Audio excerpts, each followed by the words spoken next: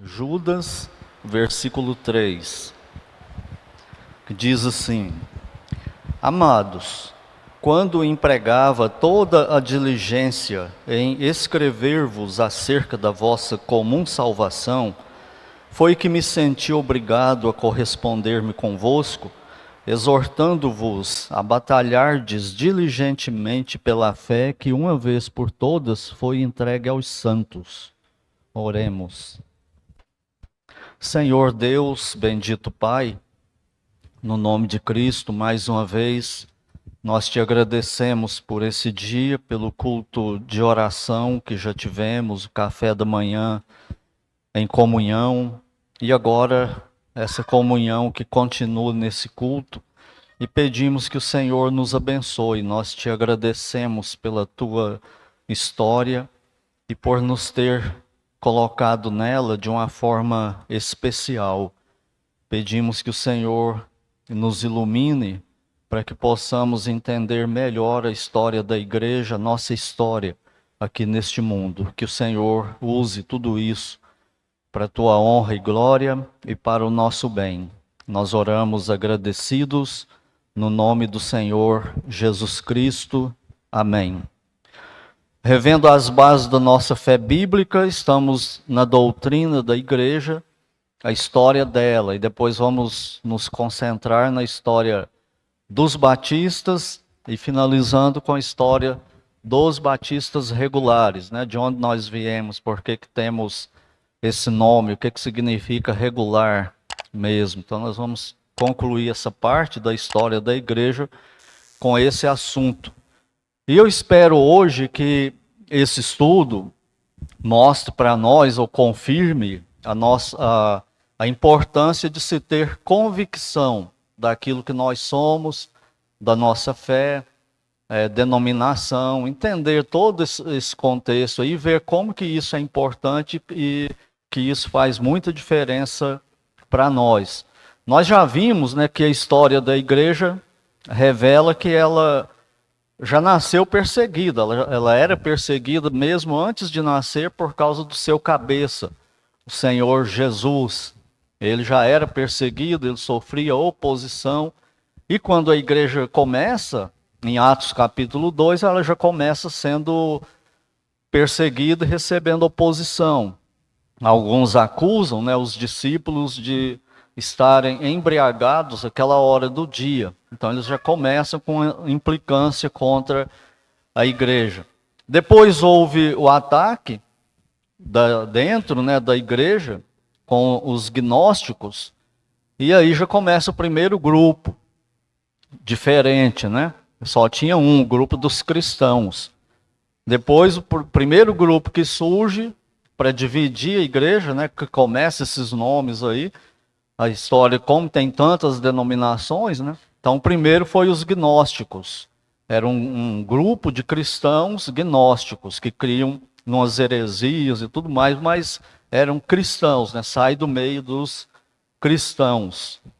E depois, a igreja é perseguida pelo Império Romano por 3 séculos, e a gente chega no 4º século, né? Então, 40 minutos para falar de 400 anos, né? Dá o quê? 100 anos a cada 10 minutos. Nem a retrospectiva dessa televisão no fim do ano não é assim, né? É só um ano, né? Mas vamos lá, né? No ano 312, o imperador Constantino veio com a história da suposta conversão dele, que muitos acham que não houve conversão, outros acham que houve. Então você deve aprofundar mais para ter sua opinião sobre isso. E ele fez o Édito de Milão, dia 13 de junho do ano 313, e nesse Édito, ou Edito de Milão, ele não deu liberdade para todo mundo, né? É a liberdade só para os cristãos. Por quê? Porque todo mundo já tinha. Então a igreja era perseguida nesses 300 anos, e esse Edito de Milão dava o direito dos cristãos adorar a Deus, prestar culto. Era um direito religioso especial para os cristãos no Império Romano, mas eles continuavam ilegais. O decreto de perseguição não foi retirado. Só foi abrandado pelo Constantino, mas ele não revogou o anterior, então esse decreto sempre estava lá ameaçando a igreja. E muitos viam isso, essas ações de Constantino, falando que se tornou cristão, e o Edito de Milão, né? Uns viam isso como bênção de Deus, e Constantino foi se aproximando cada vez mais da igreja, dos líderes das igrejas, né? E foi concedendo favores também para a igreja. O Império Romano, através do imperador, foi concedendo benefícios e mais benefícios. Foi Constantino que começou a construir a primeira catedral de São Pedro, que tem hoje lá no Vaticano. Só que aquela que tem lá não é essa que Constantino começou. Essa que tem lá é do tempo dos reformadores para cá, né? Depois da reforma para cá. E as mudanças também foram acontecendo nas igrejas. Liturgia pomposa. Antes o culto era bastante simples. Agora já não era mais. Agora já começou uma pompa, né? Era a religião do imperador com o investimento do imperador nessas igrejas e nesses cultos. Começaram também a aparecer as vestimentas sagradas dos líderes. Por isso muitas igrejas têm até hoje, né? A igreja católica tem, é a principal, né? Mas tem outras igrejas evangélicas, inclusive, que os líderes, quem dirige o culto e quem prega, tem que ter uma roupa diferente dos demais da igreja. Só eles podem ter aquela roupa, aquele colarinhozinho, né, eclesiástico, que ganhou até o nome, né, de colarinho, aliás, eclesiástico. Incenso nos cultos, símbolos romanos, das religiões romanas, colocados também nas igrejas, nas decorações, quando iam construir, né? Aí colocava esses enfeites aí com símbolos religiosos pagãos. E Constantino, ele queria conquistar aquela velha glória de Roma, que já não estava lá essas coisas mais. E o que ele disse? Ele disse que achava que Roma, a capital do império, não estava num lugar estratégico. Aí ele muda para Bizâncio, na Grécia, e lá em Bizâncio ele constrói uma outra capital. Qual o nome da capital? Constantinopla. Pois o nome dele, né? Como todo líder gosta de meio megalomaníaco, né? Colocou o nome dele de Constantinopla. E está lá até hoje, Constantinopla, tem uma igrejona lá também, tipo da igreja de São Pedro. Aí a capital do império, aliás, o império ficou praticamente com duas capitais, porque a maioria dos antigos, né, não aceitava Constantinopla. Não, a capital do Império Romano é Roma. E tinha lá no Oriente. Então começou a divisão do Império Romano em Oriente e Ocidente. E a cidade de Constantinopla, hoje na Turquia, e também ela é uma cidade euroasiática, num ponto bastante estratégico. Uma parte dela fica na Europa, a outra parte fica na Ásia. E por isso ela não pode ser capital de nenhum país, né? Porque ela está em dois países. Muita gente acha que a capital da Turquia é Istambul, né? Que é hoje Constantinopla. Mudou de nome de novo e hoje chama Istambul, mas não é. A capital da Turquia, acho que é Ankara, né, o nome dela. E não demorou muito para Constantino, com essa elitização aí da igreja, é o embrião dessas coisas modernas que a gente vê no meio cristão, nas igrejas, né? Essa hierarquia que foi acontecendo e as igrejas foram copiando o Império Romano, dando mais importância para uns líderes, isso é o embrião do chamado clero. O que é o clero? É a liderança das igrejas. Na igreja católica é o papa, o pessoal lá, bispo, arcebispo, cardeal, padre. Então esse é o clero da igreja. Nas nossas igrejas, o pastor, os diáconos, diretoria, é o chamado clero. Ficou rotulado com isso e foi elitizando isso de uma forma ruim, né? Errada. E muitas igrejas têm isso aí, tem igrejas aí hoje, né, principalmente no meio neopentecostal, que tem verdadeiros ditadores, imperadores mesmo dessas chamadas igrejas aí. Então tudo isso tem a semente lá, na época do Constantino, que veio nascendo, né, isso aí. E as coisas mais importantes das igrejas, quem resolvia? As próprias igrejas, não é igual nós fazemos hoje. Nessa época, não, eles levavam para o imperador. Ele era o chefão, era crente, homem de Deus, que Deus levantou para tirar a perseguição. Então ele era visto assim, e foram levando as questões para ele. E não demorou muito, ele se autoproclamou, olha só, o bispo dos bispos. Ou seja, ele é o manda-chuva agora, não só do Estado, como também da igreja cristã. De todas as igrejas. Os pastores tinham um problema, uma questão, uma demanda teológica e tal, onde que ia? Lá no imperador para ele decidir. E ele foi ganhando esse poder aí, ficando muito, muito forte, né? E, obviamente, alguns cristãos não concordavam com essa nova igreja glamourosa aí, nem com toda aquela autoridade do imperador na igreja. A questão era, quem que ia falar isso para o imperador? O decreto de que o cristianismo era ilegal continuava valendo. Já pensou você chegar lá e questionar o imperador, bater de frente com ele, com todo o poder que ele tinha? Então o povo ficava contra, mas ninguém falava isso oficialmente, ficava falando só entre eles ali, nos bastidores, né, como a gente fala. E foram saindo para os desertos para viver uma vida isolada e, entre aspas, mais cristã. Então o que eles faziam? Eles foram saindo lá no Oriente, saindo das cidades e tal, e indo para os desertos. Aí que vai nascer os monges, como nós conhecemos hoje, mas esses aqui ainda não eram esses monges aí. Era monge por causa do nome, né? O que significa monge? É um nome que vem do grego, significa solitário. Você gosta de solidão? Você é solitário? Você é um monge, então, no sentido exato da palavra, né? Então esses monges começaram lá, mas, repetindo, não eram esses aí que a gente conhece hoje, né? E eles também eram tolerados pela igreja, no geral, eles não davam trabalho. Eles não concordavam, eles se retiraram, se isolaram e ficaram lá, né? Falava que aquela contemplação, aquela vida solitária, aquilo era a vida cristã, eles tinham mais tranquilidade com a Bíblia e tudo mais, o culto mais simples, igual era no começo, e essa coisa toda aí. E eles, com o tempo, eles foram se tornando legalistas. Por quê? Porque é o que acontece sempre. Eles com essa ideia, que no começo era boa, eles começaram a dizer que eles eram os únicos cristãos verdadeiros. Todos os outros estavam errados.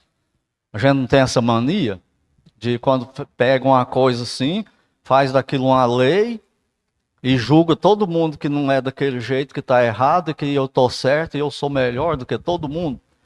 Quem é igual eu é certo e é melhor. Quem não é igual eu é ruim, é pior, nem crente é. Então esse pessoal aí começou assim também, né? E surgiu o legalismo no meio deles, nós somos os únicos cristãos fiéis do mundo. E outros grupos foram surgindo também. Só que esses outros foram rompendo com a igreja. Alguns por motivos políticos, contra a política e o governo do Constantino. E outros cristãos mesmo por causa dessa questão da influência do Constantino, a entrada dele, né, para a igreja com todo esse poder aí. E dizendo que a igreja tinha se corrompido. E aí eles foram saindo e rompendo com a igreja e também dizendo que a igreja era fraca. A igreja era perseguida pelo império, ela era forte, os cristãos tinham mais fé, eram ousados. Agora não, agora os cristãos aí, teologia favorável ao imperador, que sempre nos perseguiu. E é uma igreja Nutella, né? Na verdade é isso que eu estava dizendo. Essa igreja Nutella aí nós estamos fora. Imagina o Paulo Júnior lá, né? Essa igreja Nutella, os crentes mais fracos da geração que tem aí. Então foi isso aí que foi acontecendo, né? E esses grupos aí se misturaram. os políticos e os cristãos, né? Eles tinham o mesmo ponto de vista contra Roma, então eles se juntaram aí, tinha crente e incrédulo nisso aí, eles praticavam até terrorismo, né, contra o Império Romano. E um dos mais importantes foi o grupo dos arianos, que vem de um homem lá, um bispo chamado Ário. Quem era esse homem? Ele era um diácono presbítero da igreja de Alexandria, uma cidade do Egito. E ele pregava o arianismo, defendia, né? O que eles falavam? Resumindo aqui bem rápido, que eles negavam a divindade de Cristo. Cristo foi criado, ele era um tipo de semideus. Ele não era Deus, ele não tinha todos os atributos igual Deus Pai. E mais tarde surge o modalismo, que é aquela ideia, Deus é só uma pessoa, é só o Jeová, só o Pai. Aí quando precisa, ele aparece como filho. E outra hora que precisa, ele aparece, ele se manifesta como Espírito Santo. Mas não são duas pessoas diferentes do Pai. É o Pai que se manifesta sim. Então para eles, Jesus Cristo é Jeová, Jeová é Jesus, o Espírito Santo é Cristo, Cristo é o Espírito Santo, o Pai é o Espírito Santo e é Cristo. É uma pessoa só. Mas isso aí já é desenvolvimento do arianismo, né? Que saiu um pouco depois.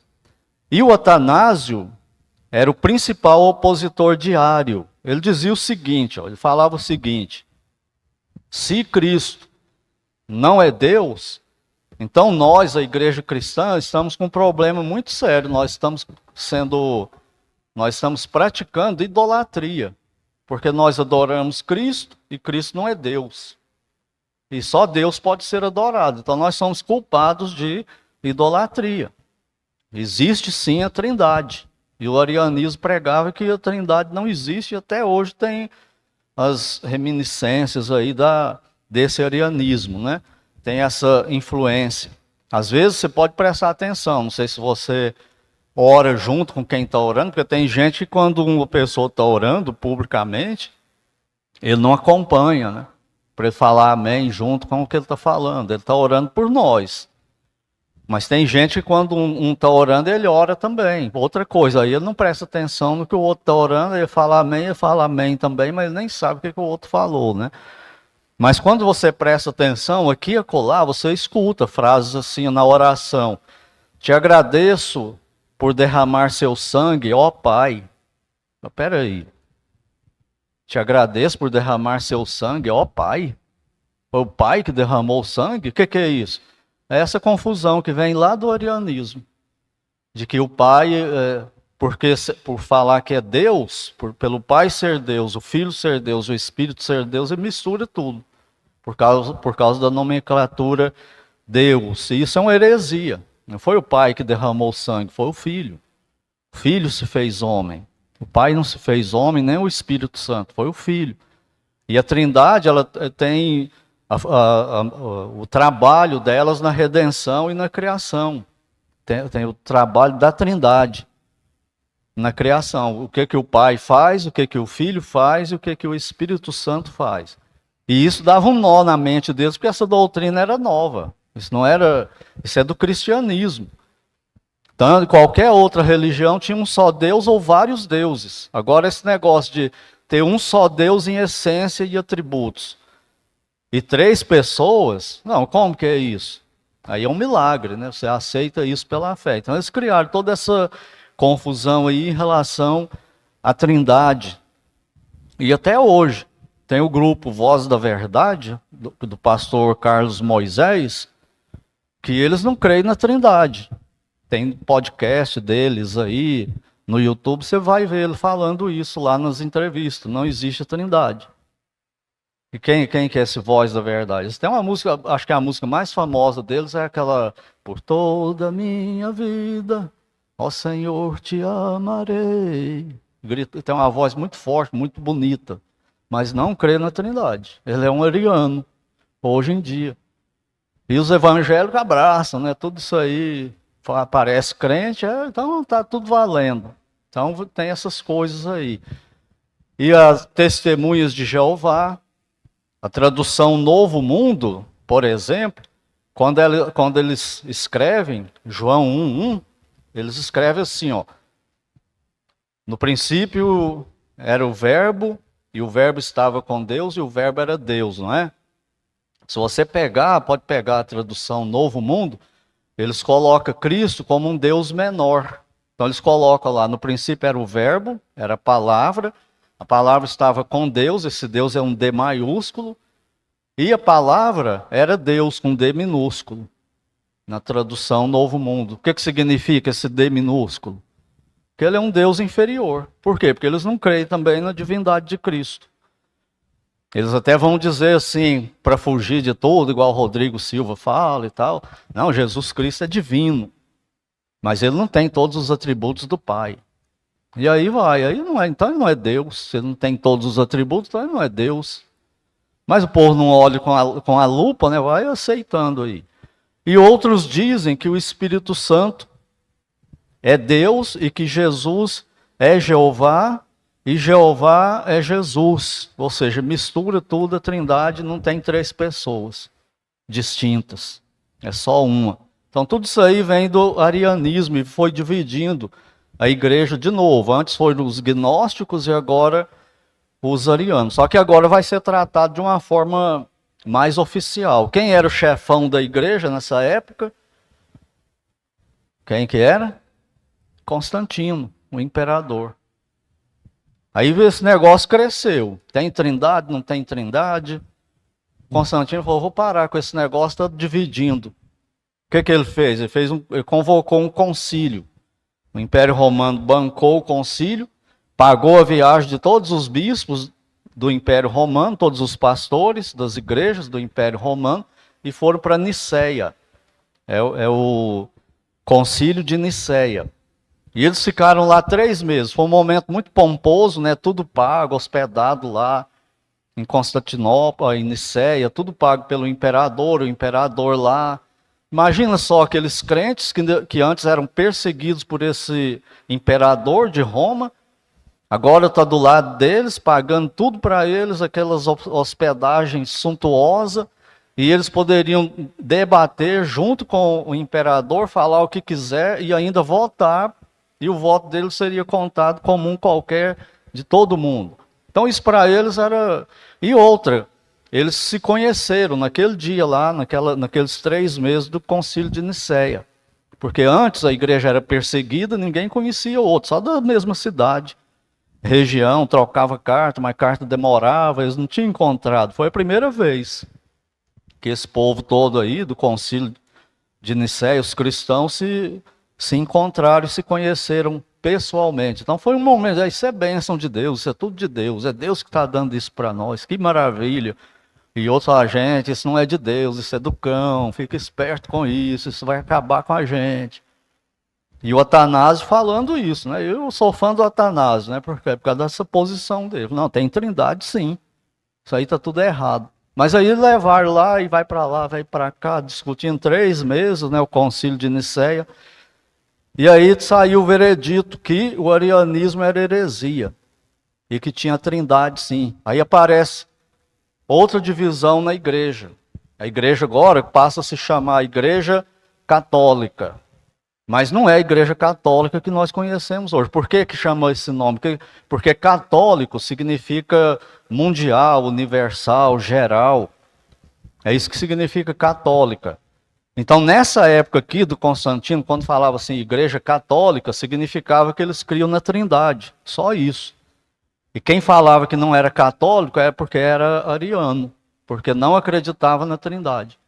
Então surgem mais 2 grupos aí dentro da igreja, o grupo dos cristãos católicos e dos cristãos arianos. E o Constantino decretou que quem não mudasse de ideia dos arianos seriam expulsos do Império Romano, seriam exilados, perseguidos e tal. Só que um bispo chamado Eusébio, lá da Palestina, que era amigo de Constantino, depois do concílio de Niceia, foi lá no imperador com um grupo e convenceu Constantino que os arianos estavam certos e os cristãos católicos estavam errados. E o Constantino voltou atrás na decisão dele. Inclusive, o que ele exilou e perseguiu foram alguns cristãos católicos que seguraram a barra de que tinha trindade.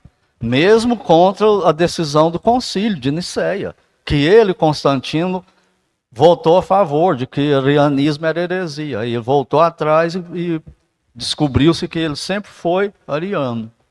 Ele nunca foi um cristão autêntico mesmo, ele foi ariano, né? E isso, então, mostra que o Constantino fez isso também, porque a Trindade era mais difícil de explicar. Politicamente era melhor para ele, porque todas as religiões iam entender o que os arianos estavam defendendo, que era um tipo de 3 deuses no cristianismo. Aí qualquer um entendia, mas explicar a Trindade era novidade. Então muitos não entendiam, não aceitavam, não concordavam, ele não quis muita confusão com isso. Falou, quer saber? Vamos ficar com a doutrina dos arianos. E os outros então é que foram perseguidos, expulsos, mesmo com o concílio de Nicéia tomando a decisão.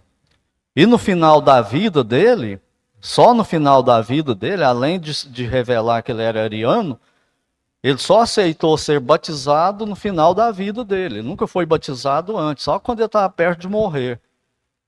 Por quê? Porque ele não obedecia a Deus nada, ele obedecia era ele mesmo. E ele sabia, né? Depois que a pessoa era batizada no cristianismo, é que ela era considerada cristã mesmo e era identificada como cristão para valer. Até esse momento, qualquer coisa que acontecesse, o Constantino podia falar, eu não sou batizado, eu não sou cristão, não. Vocês estão dizendo que eu sou. Mas na prática eu não sou, nunca me batizei. Então ele não aceitava ser batizado. E no final da vida dele, mostra um erro teológico dele também de crença. Ele aceitou ser batizado com medo de que os pecados dele não fossem lavados. Aí ele aceitou então que batizassem ele para os pecados dele ser lavado, ele ser perdoado, né? E quem que ele aceitou que batizasse ele? O Eusébio, um ariano.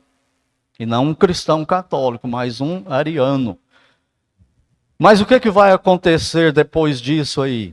Quem que vai ganhar essa pendenga aí? Os cristãos católicos ou os arianos? Então isso aí, permitindo Deus, nós vamos ver depois. Concluindo, Judas 3 aqui, no final, fala de batalhar pela fé que uma vez por todas foi entregue a quem? Aos santos. Para nós. Então o cristão, ele tem que saber defender o que ele crê. Ele precisa estudar, ele precisa ter convicção. E nós devemos estar prontos para isso com a nossa fé fundamental, que sempre foi atacada. E nós devemos fazer isso mesmo que isso cause divisão e gere novos grupos. É o que vai acontecer. Por quê? Porque não vai andar junto. Então é melhor, pensa diferente, não está tendo como. Está dando mais conflito do que comunhão e edificação, então separa. Por isso que existem as denominações. Batista bíblico, batista independente. Por que tem isso aí? Porque tem um ponto de divergência, que se ficar junto vai ficar dando atrito. Então o que você é? Você é batista independente, batista bíblico, presbiteriano, regular, Assembleia de Deus? O que você crê, afinal de contas? É você que tem que decidir isso aí. E isso é salutar, é importante para a nossa fé. Em segundo lugar, não dá para andar junto com qualquer pessoa, nem com qualquer grupo que se diz cristão. Porque você ouve alguma coisa e fala, não, isso aí está errado, isso aí não é bíblico. Isso aqui dá para tolerar, mas isso aqui não. Tem muitas diferenças, ninguém vai pensar igual 100% em tudo. Mas tem coisa que não dá para caminhar junto, não. Você pode ter comunhão 1, 2, 3 vezes por ano, mas para continuar, não dá. Então, cuidado também, né, com esses negócios de pessoa famosa que se declara cristã. E hoje em dia está muito na moda, não está? Aqui e ali a gente escuta alguém famoso, alguém fala, olha, ele se converteu, agora ele é um dos nossos, olha aí, foi batizado. Foi batizado aonde? Com que convicção? O que ele crê? O que defende? A gente não sabe.